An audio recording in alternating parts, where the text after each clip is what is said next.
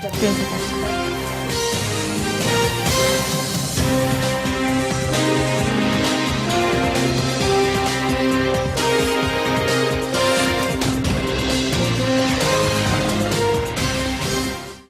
ATN business and ফাইন্যান্সের সাপ্তাহিক আয়োজনে সবাইকে আমন্ত্রণ জানাচ্ছি। আমি ইসমাত জারিন খান।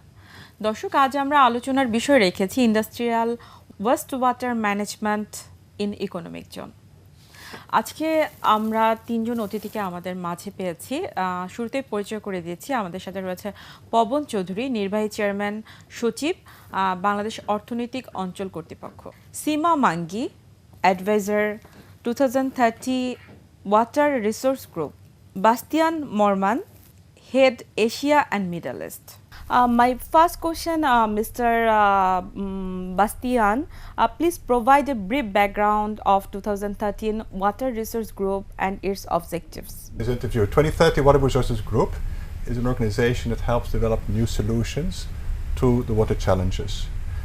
Water is an increasing issue for society where you have to drive new solutions, bringing public sector, private sector, civil society all together, because one cannot solve it. So governments are really finding a challenge how to develop new solutions. And so one of the elements we're doing is partnering with the country of Bangladesh. We're having different partnerships around the world. And in Bangladesh, we're partnering with BESA to develop new solutions to the problem of CETP.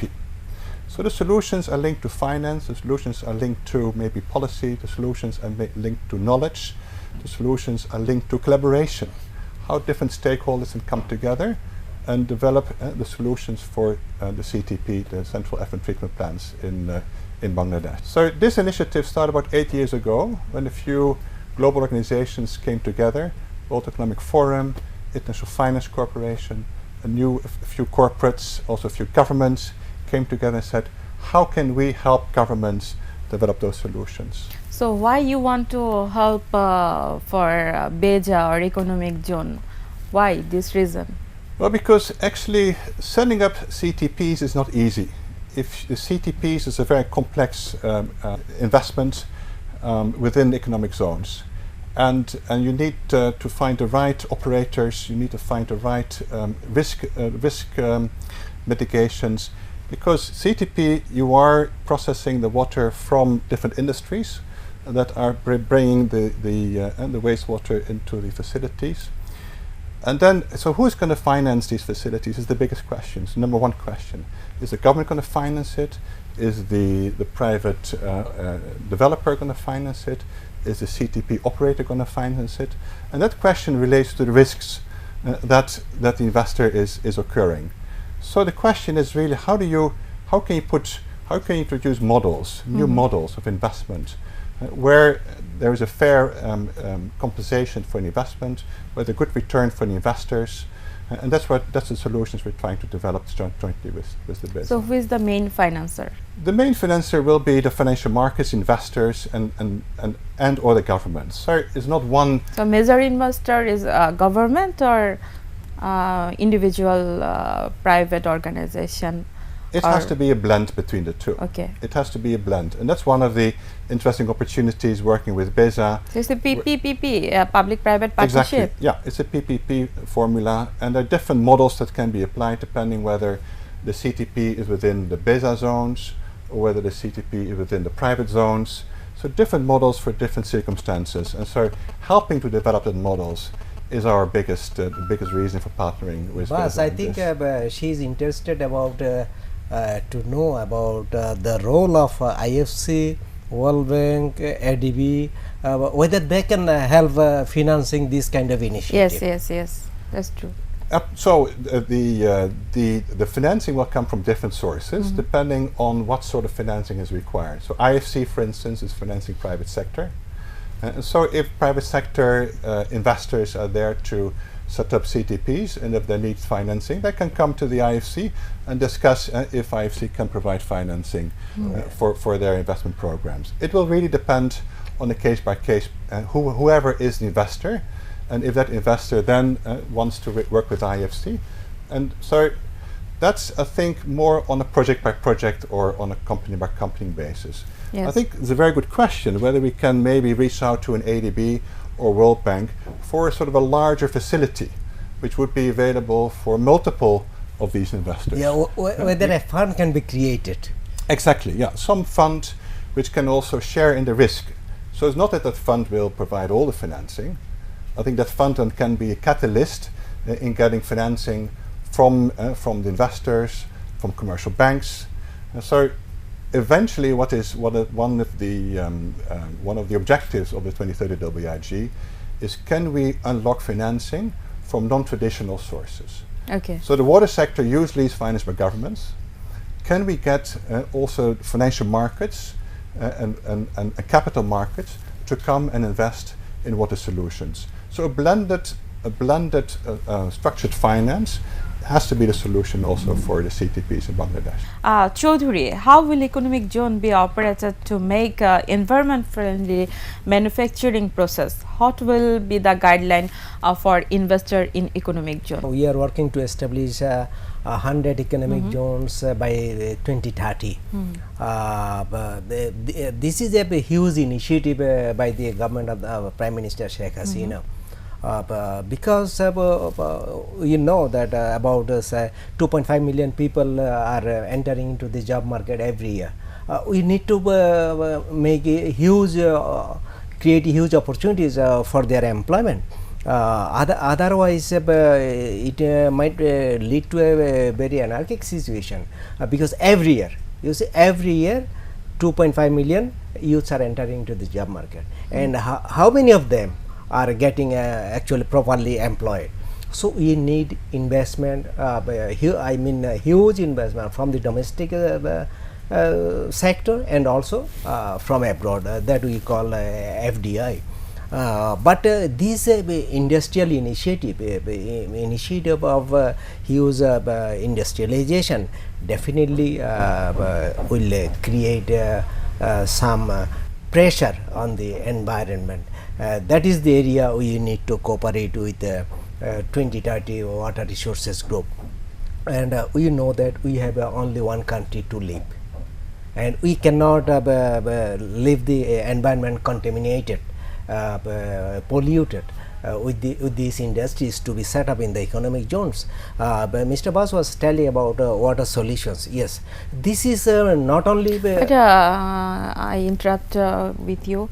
It's long planning, because 2013. We have already started establishing economic zones. We have already issued licenses to 12 economic zones, and some economic zones have already started. Is there any challenge? Oh, definitely, is challenge, huge challenge. This water solution is itself a huge challenge for Bangladesh Economic Zones Authority and also the investors. As I was telling, this solution I think has multi dimensions. As for example, CTP is not the only solution for a complete water solution, and this water treatment plant establishing is not a very easy job, because for big economic zones we need a huge investment for establishing these CETPs. That is the area where we have taken this initiative to cooperate. Even me and Bas the last evening were sharing our opinions on how to engage some other organizations also in our fold, so that the area of cooperation can be larger. I mean, just to add what Mr. Chaudhary is saying, this is an opportunity for what we call disruptive development. Okay. You have this trend, this plan in Bangladesh to create 100 and beyond a massive amount of industrial zones. So what are the solutions? Can we apply the solutions of tomorrow as opposed to solutions of yesterday? And the solutions of tomorrow is all about the circular economy, reusing, recycling. Waste is a resource. So it's really good to see the progressive policies, strategies of BESA to say, how can we plan the solutions of tomorrow in today's action? Because there's a lot of talk, there's a lot of talk globally about circular economy and about reusing. A lot of talk, but very little action. Yes, a lot of talk, a lot of work plan, and yes. So here it can be put together in the hundreds of zones that BESA is putting together and working together on that. But then we need to, of course, it's not easy, it's easier said than done. We need to get the right partners. So we see it as a catalyst as a catalyst for change. As So a catalyst, working partner is a main important role for future. yes, and then getting the right knowledge, Yes. maybe from indeed finance, from World Bank, ADB, but also the knowledge from institutions like GIZ. They have a lot of knowledge in this field, or even IFC has also a program on textile clean production called PACT. I mean, so we can identify these different partners and bring them to this process of transformation. That's our role that we can to play, and we're really looking forward to this partnership. So we have another guest, Seema. Seema, I want to know, Beja is working to establish 100 economic zone next 15 years. So how can you cooperate with Beja? Well, we've been working with BESA now for some time, and we've talked about many areas of cooperation, both as was just being discussed on the financial front, but also how BESA will operate on its capacity, how it will work with the various stakeholders in the process, with the CTP operators, with the factories. It's always critically important to have a body that is responsible, that the others can look to, that is actually the sort of, you could say, the engine, the heart of this whole process.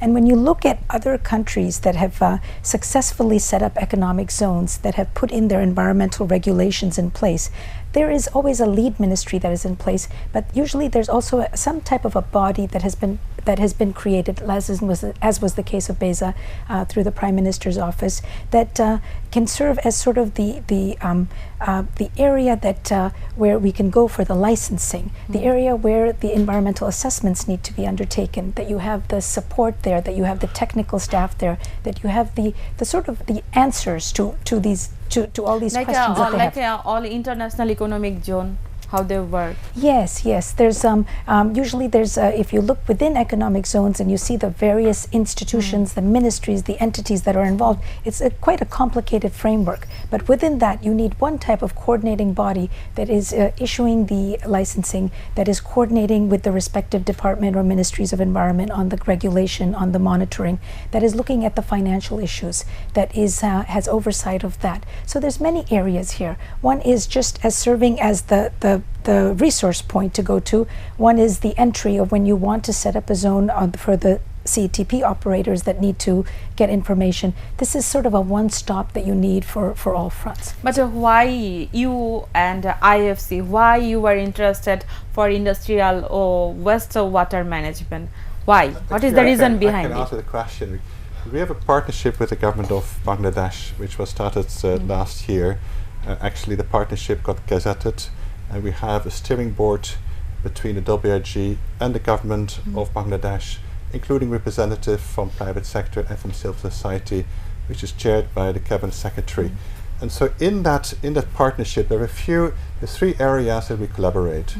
One is around what we call the Greater Dhaka watershed restoration, where this is absolutely directly linked to. So how can we restore the watersheds, the waterways in and around Dhaka? It's a lot about the pollution control, both from industry and from municipality.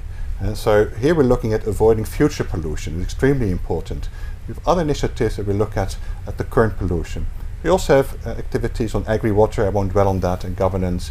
But this is part of a partnership that we established with the government of Bangladesh, and with the personal interest and support from the Prime Minister. Government of Bangladesh always conscious, but industrial owner are not conscious. This is a very important point. You know, There is many debate in this area. Absolutely. What we see is that there's a lot of controversy in the water sector around the world. There's a lot of accusation. You know, industry is saying government is not doing its job. Government is saying industry is not doing job. Civil society is saying government is not doing job. And so a lot of accusation. What we're trying to do, what we're doing around Always the world. blame game. Yes. So you've got to put the people in the same room. Yesterday we had 130 people in this joint seminar. We expected about 70, 80. 135 people showed up from all representations. Industry was there, academia was there, the government was there, different parts of government, because also, you know, not the governments also find it difficult to talk to each other. So an important role of the 2030 Water Resources Group is to get these stakeholders together in the same room, discussing the issues, discussing the challenges, discussing the solutions, and then getting cohesion and getting also better understanding. So we also had a senior representative from the Department of Environment there, because very people say, oh, DOE, but DOE actually, if you bring them into the conversation, there's excellent work they're also doing. So building a positive energy, so moving away from acquisitions to cohesion and developing joint solutions. But this issue is very big issue for our country. So how can you solve it? It's 2013, very not a long time, it's very near. Yes, I mean we're also a small organization. So what we're doing, we are actually the most important work which we're doing. Can you tell for viewers what is your planning for long-term planning so or the short-term long-term plan is to change the mindset of people associated with the water sector. It's changing the mindset. Thinking differently about the water sector. That's something, if we can change the mindset at the leadership, in the different government entities, different private sector leaders, change the mindset of looking differently at the water sector. That's maybe the biggest role we can do. And then we're bringing it down to concrete cases like, okay, helping private zone operators establish well-functioning CTPs. But it's actually that changing that mindset is the most important role we can play. And then, of course, lots of others have to come in. We're small, but we're strategic, and changing that mindset might have actually the biggest impact of our work. Okay, but Chaudhary, many of our industries constructed CETP, but they are not operated or used. How does DOE monitor this aspect and compel the unit to maintain it? I cannot reply on behalf of the Department of Environment, but I can tell you that monitoring the activities of the industries or the CTPs, functions of the CTPs set up by the industrialists will become more easier when the industries are brought within the economic zones, because in that case, say the experts or the executives from DOE will not have to move from one place to another, from one say Upazila to another Upazila, one city to another city, but because they will find the industries within a economic zone, and from monitoring point of view, it will be much easier for them. And at the same time, as the industries will be set up within economic zones, it will not be easy for the or it will not be at all possible on behalf of the unit investors But to skip the process of this monitoring, because BESA will also monitor them, DOE also monitor them, and the developer will also monitor them, whether these industries, these units are polluting the environment or not. There you will leave no scope for the industries to pollute the environment. Okay. And one point we started discussing yesterday, very interesting, is the power of disclosure. So can we think about a way where the information of effluent is actually before treatment, after treatment, is actually put in the public space, so that disclosure makes life also for the Department of Environment much easier. Let's engage civil society. Let's engage the public. I mean, the broader public, people who are living at the rivers, and they should have the right to know what is the effluent coming in the rivers. It actually should be their right. But interestingly, we have a law on access to information. But it's difficult to apply. But we have a law, but we don't apply it. But in BESA we practice it. We provide all the information that you want. And actually, you have a full access. There are some really good international cases that SEMA actually can. I think just to add to the conversation, something which is really well known and is the case of China, where they have put in a process called, it's a quantitative evaluation criteria called CITI. And what they do is that they monitor the performance of factories. They have certain criteria that they judge them, and then this is put on the internet. This is made accessible to NGOs, the wider civil society, and it has the full support of all levels of government. So you have Ministry of Environment, where there is sort of a super Ministry of Environment that is assisting with this. You have the NGOs NGOs that are assisting to implement this. And then you have the factories that have been put on notice that this is something that we want to do. We can grow one industry like waste management industry. This is something, as Bas has just mentioned, that is a huge priority that we have discussed extensively with Mr. Chaudhary. As you can see, that this is very important to him as well. And I think within this work of CETPs, this is really one of our key objectives, is also to have some kind of a transparent criteria evaluation, which will be accessible to everyone, that we will be able to put in place. And we're discussing the kind of criteria and the kind of data that we need. But I mean, if I may just continue on one particular area which is important, is that 70% of industrial wastewater treatment is untreated, is discharged in the world globally, is untreated. And we don't even have any kind of registry in the majority of the countries, in the majority of the developing countries, on how bad the situation is. So it could be a crisis, it could be it's a little bit bad. So it's very important to have that database, and then with that database make it accessible, and the kind of criteria that we could define and work to and put into place it's only about 10-15 years that there is a real serious focus on industrial pollution around the world. Before it wasn't, it didn't get that level of attention. Now water quality is one of the main concerns in the whole global water resource discussion. So models are being developed as we speak. So rather than reinventing the wheel, let's take models from Vietnam, from China, from where all this question exists. We need for industrial owners for more awareness. Do you have any plan for awareness? Well, absolutely. I mean, a lot of this work has to go hand in hand with advising the companies how to minimize the effluent. It's called cleaner production. The whole concept of cleaner production is something we need to also see how we can partner with the zone authority and others, introduce clean. So effluent treatment start in the process.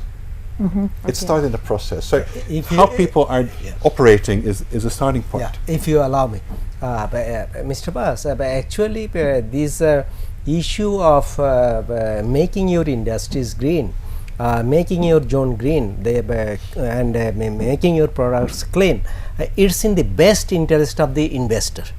Absolutely. Because if you are not compliant, the importers will not import your product. So it is in the best interest of the country, and in the best interest of the investor, and also in the best interest of awareness is the most important part for in this industry. Absolutely. Awareness definitely it is required, but at the same time it is the responsibility of the regulators like BESA and also by DOE to ensure and implement law. Yes, to ensure strictly they are not polluting the environment. They are not polluting this beautiful country. You see, we've been also associated with the Partnership for Cleaner Textile program in Bangladesh, been running now for 4 years and run by the IFC. And they work with about 150 factories in the textile sector on cleaner production. And what we've seen is that a lot of factories have installed their effluent treatment plants, but they don't operate them in an efficient manner. So if you don't have the knowledge, the awareness is often there, but they don't know how to do this most cost effective. And if you don't know how to do it cost effective, it becomes a very expensive burden. So it's easy to switch it off, you save a lot of money. But how can we help bring the knowledge to the entrepreneur? So how to reduce the cost of effluent treatment? That's also very important for the CTPs, so that the CTPs, if they're being put up across the zones, apply the right technologies, looking at it from a life cycle cost, not just the capital investment, but look at the operations cost, the O&M cost. Very important to look at an integrated way, the most efficient solutions for effluent treatment. So there's a lot we can do together. The CTP is at an not really starting point. There were some CTPs with the BEPS authority. I have only 3 minutes. Yes. I just want to know, Seema, why waste water treatment is important for industry? This is my last question for you. Wastewater treatment, of course, is of critical importance when you look at the industrial pollution, when you look at the load, when you see the environmental consequences of not treating wastewater. It's significant, both in health costs, in the economy. So I think it's pretty much understood globally that this is a priority for every country. If you look at the case of China, when they were first developing, when they were over the past 20 years, it was very much focused on the economy. Now you look at it, it's not economy versus environment, but it is environment for the economy and economy for the environment. So I think that is pretty much publicly acknowledged. People realize that, but then it's the costs involved, which is really a tremendous issue. So how it is cheaper to pollute than to clean up. And while industries are, of course, aware of the consequences, this cost factor is critically important to them. So that's why when you have economic zones and you have CETPs that can be put in place, this is a tremendous economic value for these industries to move there. They save on land, they save on the cost of having their own effluent treatment. So you have seen in the cases of Turkey, where you've had tanneries that have moved to economic zones and their production costs have gone down 20, 30, 40%. So perhaps they would not have been able to survive in such a competitive market, but yet because of the policies that were put into place, because of the outreach that was done to them, they moved to these economic zones, they benefited for them, and because of these environmental regulations that were in place, they were then able to export out to the European market and international market. So there's so much at stake here that really the critical importance of CETPs and then the communication in the case of the Bangladesh and Beza to do outreach is quite important. What are the next step? Well, the next step is that we're going to be entering into an MOU together with Beza and probably 2 or 3 other partners. So get the right consortium together, all on the knowledge perspective, on the best practices perspective, the finance perspective, all these coming together. That's the immediate step. And the second immediate step is to develop models for investment. So what are the investment models? How we can get pool finance together, create blended structures. And we're going to put a team together discussing with the chairman. And the next 2-3 months we should have the first information right on the table, which we can bring to the entrepreneurs. We can help the entrepreneurs planning how to set up cost-efficient CTPs in the economic zones. But Chaudhuri, how can you work together? I think the most important part of this initiative will be to encourage the investors to come to the economic zones for establishing CETP, and this will happen only when we two together can make this establishment process more attractive to the unit investors. Yesterday I was telling to the CETP operators that when they are purchasing say land or leasing land, taking lease of land from Bevza at $2.2 US per square meter, we have decided to give them land at a very subsidized nominal price, and we have already fixed the price and it is waiting for Honorable Prime Minister's approval. And I think with this very comfortable, attractive price, the unit investors will be very encouraged to establish their CETP, and in the process the industries within the economic zones will be encouraged, and this will be our job, 2030 Water Resources Group and Beza and some other agencies' job to promote this process of keeping the economic zones green. And it is our now national issue. Thank you Bastian, and thank you Mr. Chaudhuri. Thank you so much.